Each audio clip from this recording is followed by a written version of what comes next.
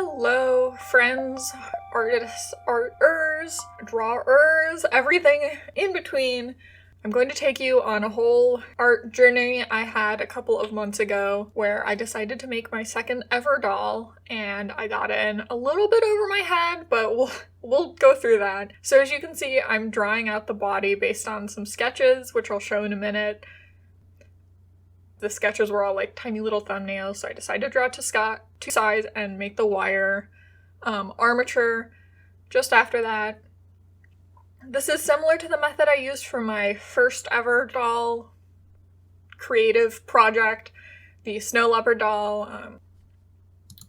So I decided I would have goals for this doll, which were number 1, to have more detailed eyes, number 2, to have a movable head that could like twist side to side, and then 3, to hold something in its hand, which I think is a little bit unique for a doll of this sort. I just wanted to be able to have accessories, and here are a bunch of my ideas, many of which don't have anything to do with this doll or this project. There were a lot of mushroom girl ideas, a lot of different animal designs, and I decided to go with the mushroom sort of fairy-like design and based it off a chanterelle mushroom, which is a type of mushroom with like sort of an upturned cap, sort of like an upside down umbrella or cup shape. I just felt like this made sense. I don't know, I just decided it looked good as sort of a doll, like hairstyle replacement. I don't know, maybe a little avant-garde.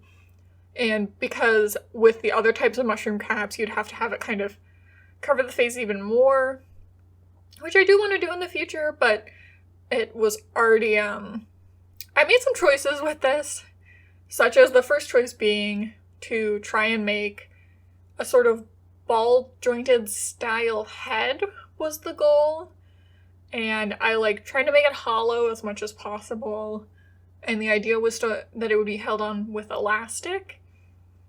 Now this didn't turn out well, and if you know anything about Sculpey, you'll know why, and that spoiler is just because it's too heavy. It's out of all of the clays, it's a little bit of a heavier clay. I should have balanced the body much better. I knew at the time that it would be an issue, and I just kind of went forward, which I think is a good thing for the record. I think I tend to stall out on projects because they're not turning out the way I like my current project, which I'm procrastinating by working on this video, but don't worry about that. But as I was going on, working on this face and stuff like that, I didn't like it that much. I knew I was running out of clay as well, which is a whole other thing, so I actually had to run to the store to get more clay in the middle of working on this. Luckily, it was before I had actually put it in the oven, so this was my first attempt. And when I got the clay, I found out that I had been using Sculpey 3. That's what I used for my last doll. And when I went to the store, I didn't know which clay I was supposed to buy, so I bought Sculpey Premo. What I learned from researching on the internet, last time I basically did no research at all. I just bought clay and then I followed the package instructions. So what I learned on the internet is that Sculpey Premo is, as you might imagine, a little bit more high quality, a little better for details. It is a little sort of tougher to maneuver than Sculpey 3. It requires a little bit more force when like blending, so I decided to do the face a little bit differently, where like I made it one large flat piece and then I kind of carved the nose out of it, as opposed to placing a nose on. And I think it turned out, it already like at the beginning, I knew that it was turning out a little better. Plus like, this is my first doll, so the first one was basically practice. I mean, this whole doll was basically practice. I worked very hard to try and get her face symmetrical. It didn't end up that symmetrical, but I think it was a good effort. Even the first face wasn't like too bad. It was a little rough, but over time I think this works out. The face, it was very satisfying to like do the sort of like brow ridges and things like that. I think it just had a little bit too sort of round and chibi of a face. Like, I wasn't sure if I should do, like, for a more realistic or a more, like, chibi, and it ends up in this weird sort of uncanny valley place for a little while, especially until it's painted. I did cut out tinfoil to make the eye shapes, and, like, cut out the same shapes and then put them on either side to try and make the eyes as symmetrical as possible, like the eye shapes, which I think really helped me not eyeing it and everything.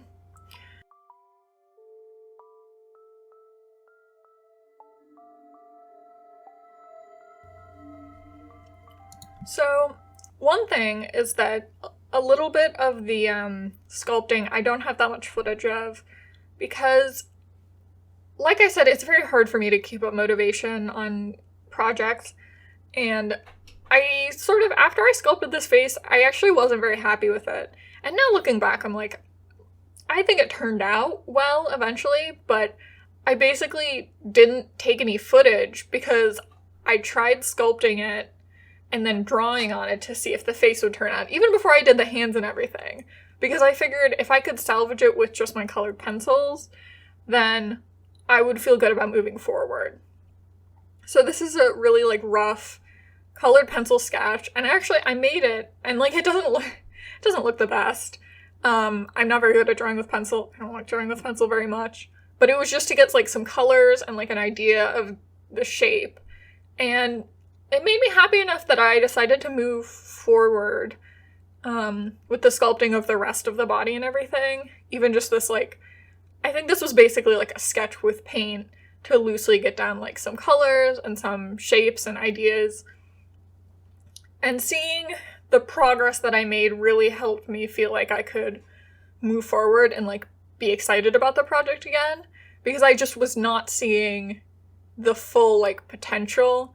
With my Snow Leopard project, that was, I guess, a bit easier. I, like, felt very good about it from the very beginning, but this one had kind of an ugly stage. I also didn't even have any paintbrushes that were thick enough, so that was a difficult thing to work around, and I couldn't videotape most of it, but I did video record the stuff where I was painting over the paintings that I did off camera. I did this a couple times to sort of really sort out the face, and at least, even by this first time, this first, like, pass, I was happier with. I, like, looked at and was like, you know, this is, makes the serotonin go whoopee. Makes me happy. And around this time was when I actually started on the feet and the hands. Literally, it was like the head was, like, being painted, and I was working on the rest of the body. Because, like I said, I just had so little motivation before to, like, finish the hands and feet, because I thought everything would be terrible, and I couldn't make it work. And once I decided that the painting was good enough, that's when I started on these feet. I wasn't sure exactly what kind of feet I wanted to do. I decided to go with the more cartoony look that I had planned, which was just kind of like stumps, sort of like the bottom of a mushroom was like a stump, and these sort of ridge pattern, which is similar to, like, the stalk of a mushroom or the gill folds on a chanterelle mushroom. Although chanterelle mushrooms are very smooth on the bottom, so I don't know if it's perhaps that accurate, but I think it gives her, like, a very, like, cartoony vibe. Her feet are sort of elephantine, and then I like how the ridges turned into sort of little toes. I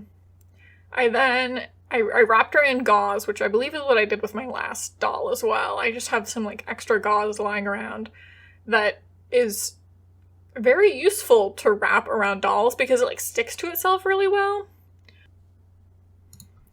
I made her body a little chunkier than I had meant to. I mean, not that there's anything wrong with her being, like, thicker, it's just that putting her clothes on was a little bit more difficult. And you should always, like, make your doll a little bit thinner than you want with her clothes on. And then this is where I remade the hands. Like I said, because I was, like, losing motivation at the time in the project where I made the hands, I ended up remaking them later as, like, larger, and I felt like they matched the feet more when I gave them a more stylized appearance. I also gave them, like, ridges, similar to the feet, so they would look a little bit more like monstrous or plant-like. I'm not exactly sure how to explain it, but here they are.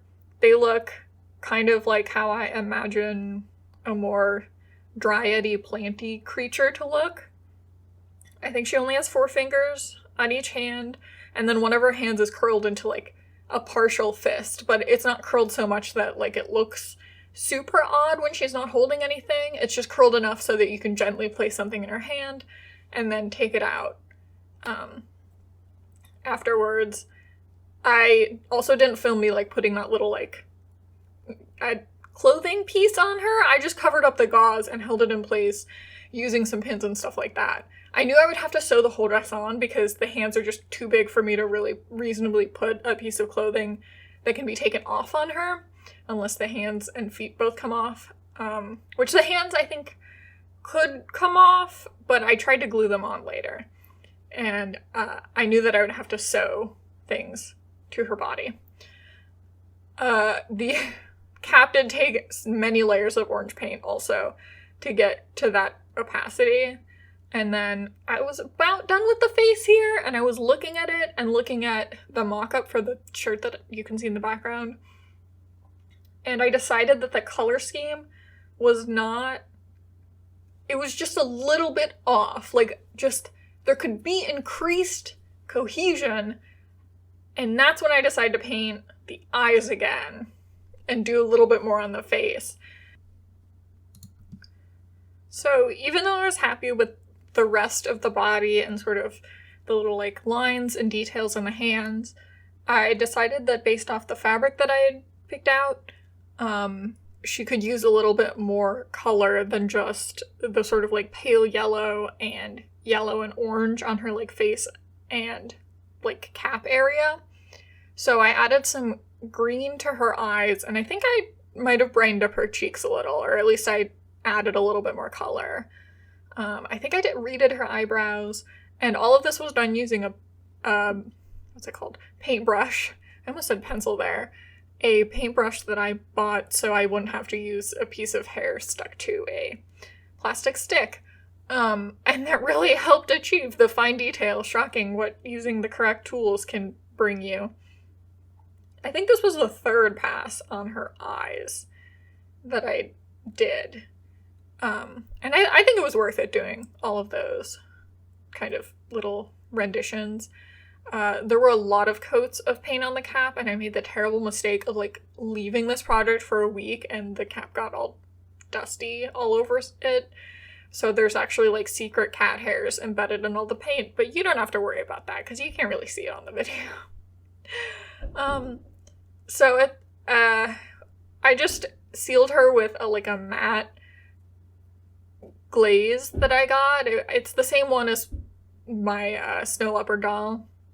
I will say I do think it smoothed out a lot of the imperfections.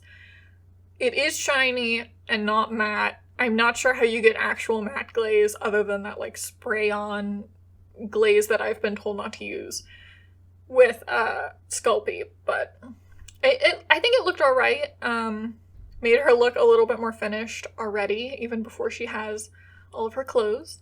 Now we do a little jump back in time to do the clothes, which you can see I had already started before because I was kind of working on this doll off and on. I will say one of the things about doing a project like this, in terms of recording it that I didn't expect, was just how much time you spend working on different parts, because like things have to dry completely, you know, you're working on different stuff all over the place. So I'm still working on a filming setup so that it doesn't look too like non-cohesive, especially with the lighting. There's so much going on in this video that it's probably one of the longest video records and like the most recording sessions that I've ever done. And like you can see there's just a lot of stuff where like I try again and again.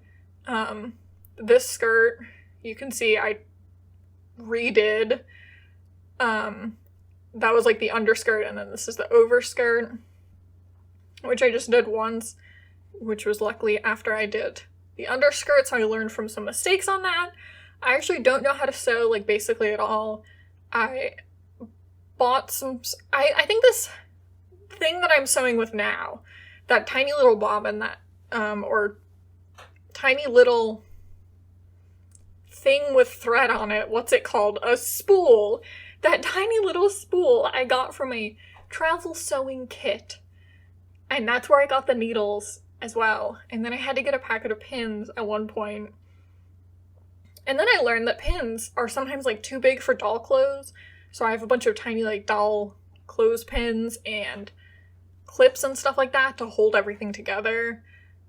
And I did my best. I think, honestly, this is probably the best thing I've ever sewn. Probably one of the only things I've ever sewn. But I did try very hard on it, and I, like, tried to plan out all of, like, everything in advance.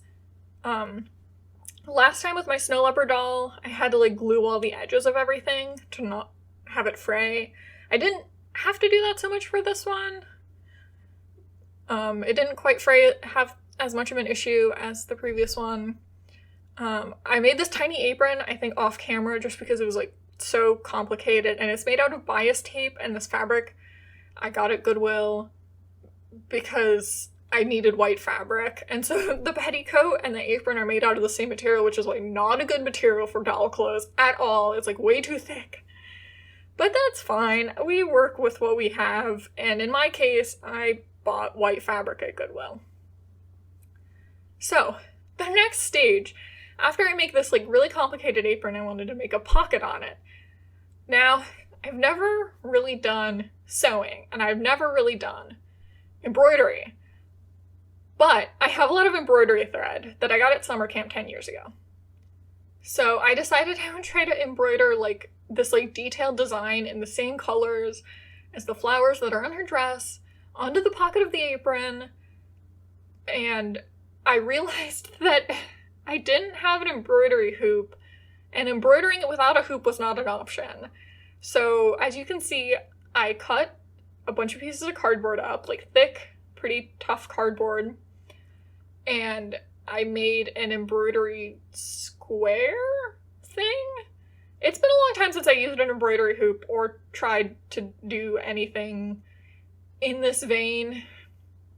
Like, since I was a kid. I mean, I think I just said that I've never done it, but I understand the concept of an embroidery hoop. I just, like, I didn't have one. I don't have one. I don't have anything like that. I tried to, like, sketch out the flowers onto this fabric beforehand in marker. I used way too bright of a pink, and that'll come back to bite me in the ass later, yes.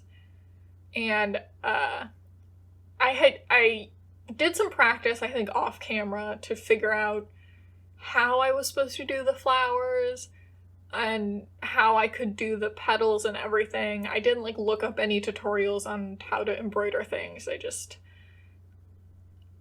looks alright. I think the leaves are done completely differently, to be honest, and also I did a really bad job at centering any of this on camera. Like, I think an even worse job than when I was doing the sculpting, to be honest, because the sculpting really drifted off camera, but this just, like, half of everything ends up off camera. My flowers were also not, like, super symmetrical or anything, but that's okay. I kind of just did a random thing with the pink flowers, and it ended up working out and looking pretty good, and then I eventually redid one of the petals on one of the flowers because it was so uneven, but it still looks a little bit uneven. And this is a terrible idea, was putting glue on them to try and, like, stick them down. The reason it was a terrible idea was the marker. So I used a watercolor marker with the hopes that I could just use water to, like, wipe it off. What ends up happening is the glue and the glue is water soluble.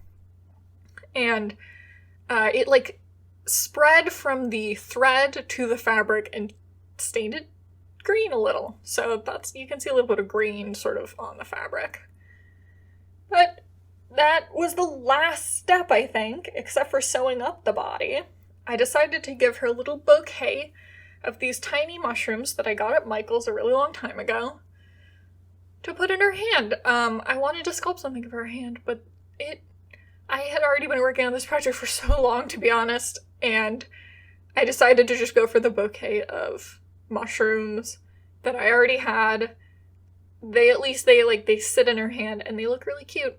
And then I took her to the woods and I took a bunch of photos, and someone thought that she was an actual mushroom for a very brief period of time before I showed them that no, she was just a doll. I really like a lot of these photos. I think they're super cute. I had to hold up the doll's head the whole time because she's very top heavy, but yeah, I hope you liked my video, and come back next time for other videos, more crafts, more creative stuff, more art, and like, subscribe, and I hope to see you in the next one.